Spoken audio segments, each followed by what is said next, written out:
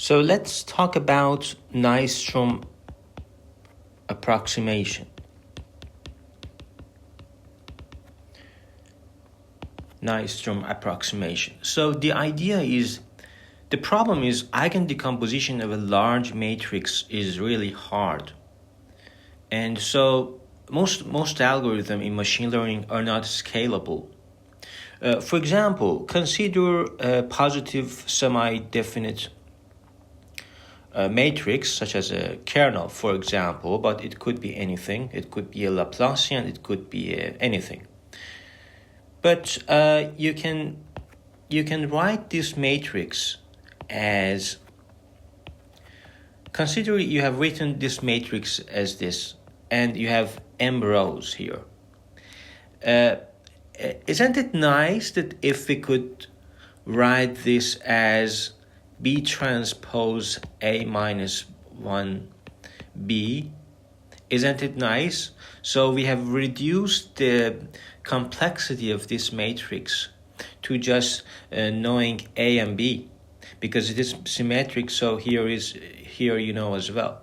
So by knowing A and B, so you know the structure of this symmetric positive semi-definite matrix.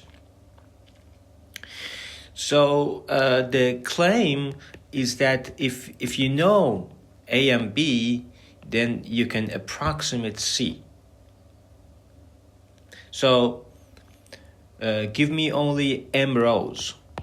So give me only m rows, and m could be, so this m could be 100, and this could be much greater than the 64, which is rank of k.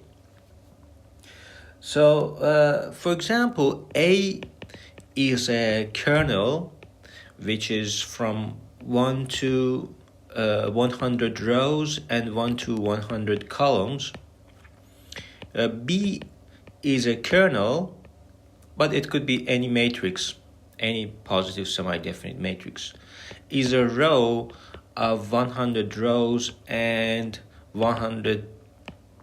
I just use the MATLAB notation since some people use MATLAB, but my favorite is Python and Java. So C is B plus P inverse. In MATLAB, you just write this, and that's it. So K hat is A, B, and C. So that's all you need for MATLAB, and then it gives you. So, for example, if you calculate that, you will understand that for m is equal to 100, it is enough. So knowing just 100 rows gives you a good approximation, because now your error is of order of e minus 10, but if m is 10, which is too small, you cannot just pick 10 rows because you lose the information. That's why your error, your approximation of your kernel is too big, around 374. And so rank of k is a key number, but let's just look at the intuition behind this. You know, your kernel k, for example, can be decomposed as x transpose x. So this is just a linear kernel, and we want to see what happens that if we just know A and B, then C is automatically can be calculated automatically. So the intuition comes from graph theory. You know, I tell you, the intuition is like this. For example, you have a graph, something like this.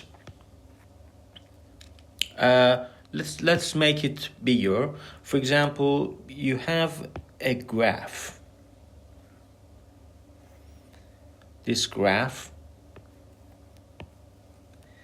and so one part of that is there, and another part of this graph is here. So you see the nice graph cut, And there are the edges between two parts. We have partitioned the graph are these. So these are, these are the edges. So I cut through this. And so knowing the upper part gives you, so you can write your matrix as for example, some blue region, red region, and black region. Of course, my colors are not like that, but you get the idea. In that, so knowing distances in this black area in here, in this area, knowing distances in this black area, and also knowing the distances between this and this one, for example, this one and this one, forces the distances in this region to be bounded. So the distances in this lower graph, lower partition, this partition, cannot be anything because it is forced by the red lines, by the red edges, and also the upper partition. So unlike many algorithm in dimension reduction methods that care about all pairwise distances, now we care about distances between my points. These are my points, 1, 2, 3, 4, 5, and the landmarks, and then approximating the rest. This is the rest of them, approximating the rest of them based on that. So this is the geometric intuition behind the Nystrom approximation, which may look mysterious, but now you see it is not mysterious. It's just a property of graph partitioning and those things. And also the fixing, showing that how many degree of freedom you have. But let's just prove that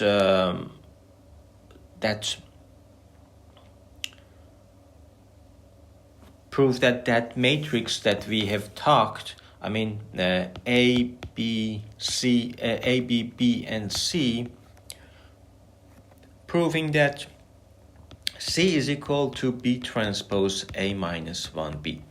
So this is the claim, and the proof is very simple because we just need to write your matrix, anything, it could be any matrix. You write it as m rows, as I said, m rows of this A matrix, and the rest, xm plus 1 through xn. This is D by n matrix, and define R to be this part, so this is R and this is S.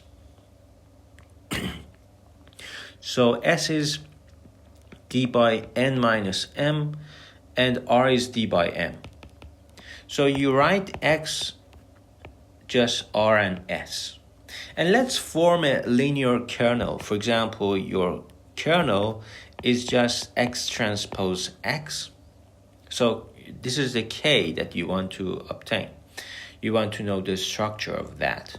So this K, you can write it as R transpose S transpose because it is X transpose, and then RS. From matrix cookbook, you know that it's very simple, like the ordinary scalar, and you just write the products like this. And now this is your A, and this is your B, and this is your C. So you got what I want, because it is a matrix, so it is a symmetric matrix, so it's B. So A is R transpose R, which is positive semi-definite, we can write R by SVD. So U sigma U, which is symmetric, U is symmetric. So SVD of A, and A, if A is U sigma U transpose, then because A is R transpose R, here, A is R transpose R transpose R is equal to, you adjust the SVD of that, and then you get that R should have this structure. This was for A, so this was for A. Now the same thing for B. B is R transpose S, so B is U sigma S, and U transpose B is equal to U transpose U, which is identity, and sigma half S. So sigma U transpose B is equal to S, and this is for the B part. And from now, everything is crystal clear, because you just write C as S transpose S, and just you substitute this S that we have just calculated by B transpose U sigma minus 1, and then S is, the definition of S is U transpose B, and this becomes B transpose U sigma U transpose B, and this is actually A minus 1. So we have proved everything, because this is equal to B transpose A minus B, and our claim was this. So we proved this claim. So approximation is exact if rank of K is at most M. So what can we do with this? X is RS, and your kernel is linear and it's X transpose X. So instead of decomposition of this n by n matrix K, we can decompose, and we can do eigen decomposition on A R transpose R. So and then from this we find U and sigma, and then we calculate the eigen decomposition of the whole matrix. So everything is now easier. So if we need to compute SVD on K, and compute K is V lambda V transpose, and then X is lambda V, we can simply decompose A as U sigma U transpose, and then we just form this because we have proved it. So we just form this X matrix as U transpose B. And now I want to talk about totally different things, but all of them are related to scalability of machine learning algorithm. And it is only popular in statistics. It is quite new in machine learning. But let's talk about leverage scores for least square problems. So you know that solving this AX equal to B is interesting for me, because in the process of subspace clustering that I will talk in the next lectures, you need to solve n different equations like this. So n different least square problems. And sometimes because you are doing it for L1 norm minimization, I use ADMM, which can be distributed on different machines, and so it's fast. But this problem is very interesting to solve because n is very greater than d. So we are interested in over-constrained L2 regression problems.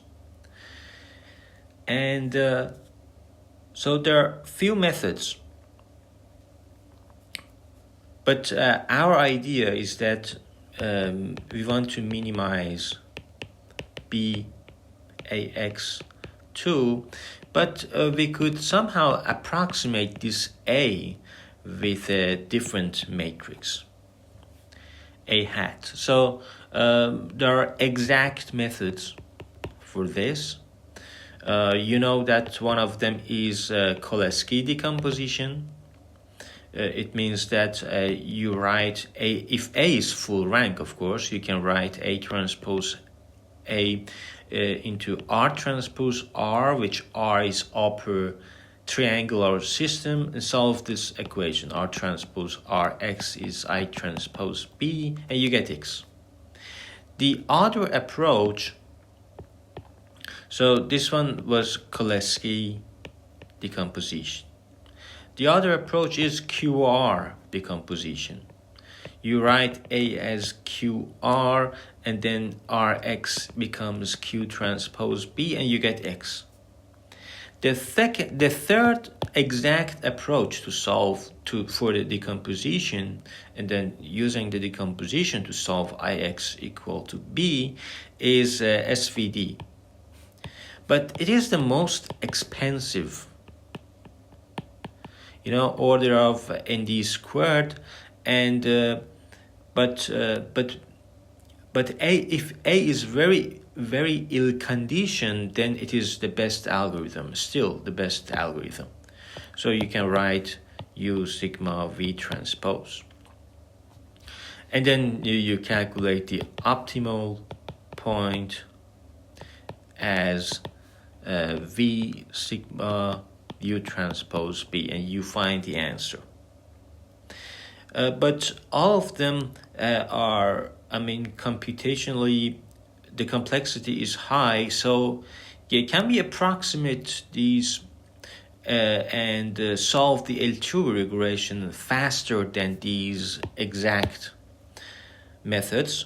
The answer is yes, we can do it much faster, and this is the idea of all sketching corsets, leverage score, and all these ideas, is that we want to approximate and we want to solve this Ax equal to B problem very fast.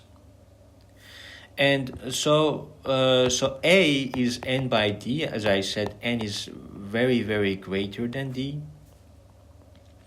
The number of rows are very greater than D, and you want to solve this matrix. So the algorithm is that you fix a set of probabilities. These are probabilities, I from 1 to n, but some of them should be 1, of course. Then we just pick the ith row. If you just pick the ith row of A and the ith element, also ith element of B, so ith element of A and ith element of B,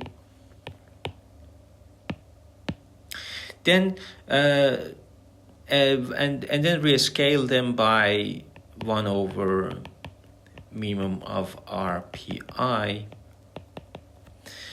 And the last step is just solve this problem, solve the induced problem.